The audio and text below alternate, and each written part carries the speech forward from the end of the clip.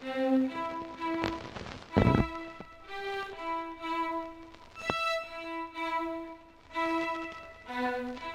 Times.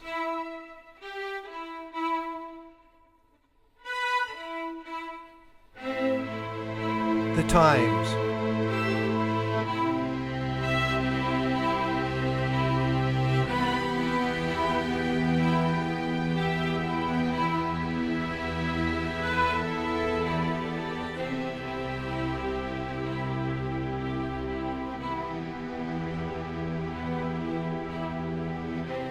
The Times.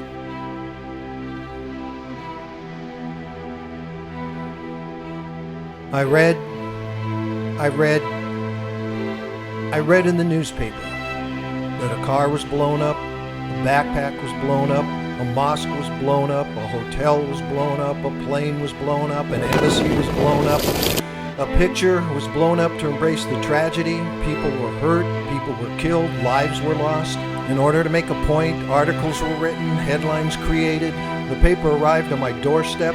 I opened the door, picked it up. It was a sunny day. People were walking. A car drove by. I looked at the hotel across the street. A plane flew overhead. I looked down at the headlines, my hands, my bare feet.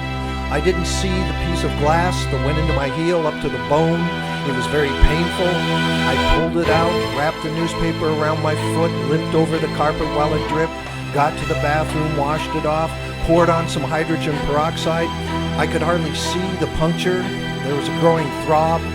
As I sat on the toilet lid, I looked down at the newspaper at a small article about the size of the piece of glass. It was about a fake bomb in a high school locker. I looked out the bathroom window at our high school. The throb increased. I limped into the bedroom, turned on the TV. A news crew was filming the police surrounding a house. It was my house. Something about blood on the steps. I looked down at my foot. There was a noise in the living room.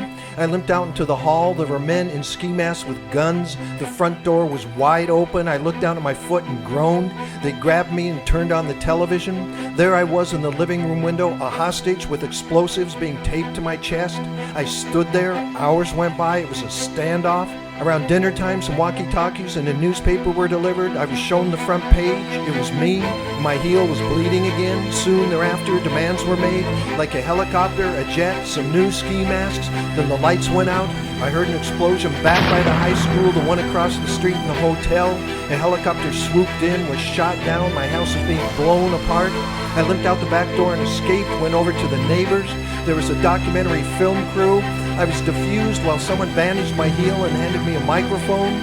I sat in a chair with a beer, then they handed me the morning edition and I read the headlines to the camera. Hostage escapes, tells story while house goes up in flames. Someone said, "That's a wrap." I thought so.